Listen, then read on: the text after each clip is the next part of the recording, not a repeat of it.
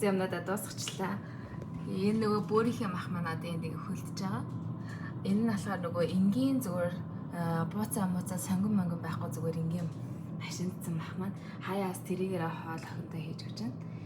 Тэгээд энд нөгөөх маань энэ нөгөө бууцаа одоо энэ дотор чинь бууцаа юзаа тэгээд брокколи 3 байгаа байхгүй юу. Тэгээд тэрийгээ ингээ хөлдөөчж байгаа. Тэгээ одоо энийг ингээ хөлдөн гот нь савлаа тавьчихна. Тэгэл айгүй амар хоолоо ихтэй багаар гаргаж ирээл юу ямар хоол хийхээс шалтгаалаад юу ихээ сонгоо авчих гэсэн үг байхгүй юу. Ийм миний нөгөө нүрээ арчдаг мөс маань байна. Энийг зөндөө олон эмгтээчүүд ашигладаг юм билээ шүү дээ. Тэгээд энэ айгүй хөөрхөн бас санаа авахд айгүй зүгээр. Энэ нь шаран цэцэргэн. Тэгээд энэ нь болохоор айнс аахгүй юу. Тэгээд би ингээд айнс цэцэргэн хоёроо хүүхдтэй нөгөө найруулад өгдгийн охиндоо. Тэгээд давхар нөгөө зарим гэдэг ингээд зарим нь нугасаа хүүхд болго амар дуртай байдаг шүү дээ. Тийм болохоор энийг ингээд заримг олгоод яатсан байгаа юм. Хөлдөөцсөн байгаа. Тэгээл энийг ингээд хаяа нэг бүр яг заримг хэднээрээ ингээд нэг нэгсэн үед энийг гаргаж ирээл 43 бүр яг л зарим шиг.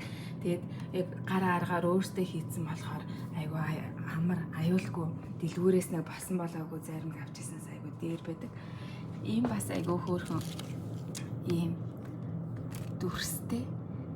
Тэгээ бас яг саяны тэр анс цэцэргэн хоёроо ингээд хөлдөж байгаа. Тэгээд энийг ингээл бас хаяа нэг идээд охиныгоо хасаа хооронд нөгөө жоохон зарим маань миний төрлөө мэдмээр ингээл том заримг өгмөргөө байвал тэгэл энэ жижигийг нь өгчдөг. За тэгэл иймэрхүү байна да. Манай хөрөгчний яг хөлдөөдөг хэсэг нэг иймэрхүү. Ингээд бид хоёр махнуудаа хоолны хооронд ингээд жижиглээд савлаа тавьтан бэлдчихдэг. Тэгчгээр айгүй амар байдаг юм. Энэ манай бид хоёрыг анх нэг гэрт ороод яхад л манай аав бид хоёрт зааж өгөөл махаа ингээд жижиглээд ингээд авчижээ. Тэгвэл айгүй амар байдаг ингээд зааж өгөөл. Энэ болохоор юу? Энэ нэр юу байгаа? Итер луун манжин өндрээ ингээ бас жижигэн хэрчээ хөлдөөгөө авсан байгаа. Гэхдээ би ихээр нөгөө хүмүүс бол бүр амар ихээр ингээд бүр бэлдээд авчдаг юм байлээ шүү дээ. Тэгээ би болохоор нэг тэгж их амар ихээр хөлдөөгөөд тэрийг ингээл удаан хугацаанд хадгалаад идээдэй гэж нэг боддгоо. Тэгээ аль болох ингээд нэг за ихтэй л 2-7 хоногийн хооронд ч юм уу ингээд охиныхоо хоолны ногоо ингээд жижиглээд ирчээд тэг ингээ хөлдөждөг юм. Тэгэхээр айгаа амар. Одоо энэ бол нэг 7 хоногийн л ногооны ногоогоо бэлдсэн байгаа байхгүй. Тэгэл одоо эндээс ингээл ажилласаа орж ирээл ялангуяа сүүлийн үед бол нөгөө 9 маань байхгүй байгаа болохоор охин битэр хоёулах байгаа болохоор тэгэл газ ингээл ажилласаа орж ирээл газ нэг юм буцалгаал газ итгэхэд айгаа амар байлах үднээсээ ингээ юмнуудаа айгаа сайн бэлдээл тавьчихдаг юм. Тэгчгээр айгаа амар агааддаг. Энэ манай ээж өгсөн үхрийн нүд байна.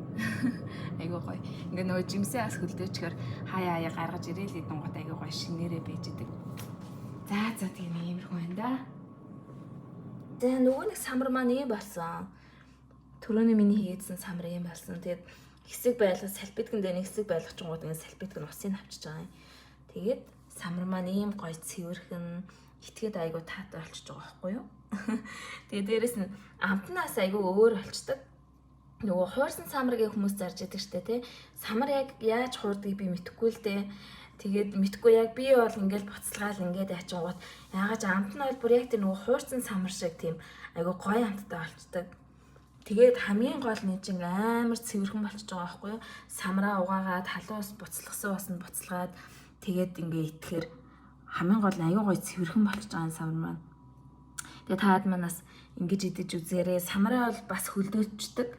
Хөрөгчөндөө.